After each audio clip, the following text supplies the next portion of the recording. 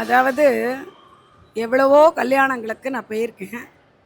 ரொம்ப அழகாக இலையெல்லாம் போட்டு ரெடியாக வச்சுருந்தேன்.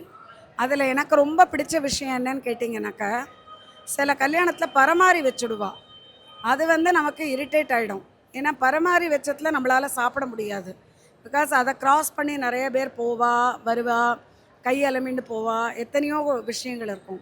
இந்த இடத்துல எனக்கு என்ன ரொம்ப பிடிச்சதுன்னா, இந்த சாஸ்தா கேட்ரிங்கில் அந்த ஹெட் இருக்கார் பாருங்க, அவர் அந்த இடத்துல நின்றுண்டு இப்படி இப்படி பரமாறணும், முதல்ல இப்படி போடணும், கொஞ்சம் கொஞ்சமாக போடணும், ஒன்று பக்கத்தில் ஒன்றுக்கு கேப் இருக்கணும், எல்லாமே ரொம்ப அழகாக சொல்லி கொடுத்து ரொம்ப பியூட்டிஃபுல்லாக பண்ணினார். அது என்னை ரொம்ப அட்ராக்ட் பண்ணிட்டு, அப்புறம் வாட்டர் நமக்கு உடனே அவளே திறந்து கொடுக்குறா, அந்த சீலை பக்கத்தில் இருந்து ஹெல்ப் பண்ணுறா. ஸோ இதெல்லாம் நமக்கு ரொம்ப பிடிச்சது. அதுக்கப்புறம் சிஸ்டமேட்டிக்காக பண்ணிட்டு இருக்காங்க.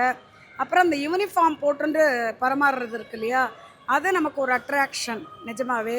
ஸோ நல்ல விதமாக பண்ணினாங்க. இந்த கேட்ரிங்கில் நிறைய பேர் நீங்கள் ஆர்டர்ஸ் கொடுங்கோ, நல்லா பண்ணுறாங்க. எடுத்த ஒர்க்கை சிஸ்டமேட்டிக்காக பண்ணுறதுங்கிறது ரொம்ப நிறைய பேர் பண்ணாத ஒன்று.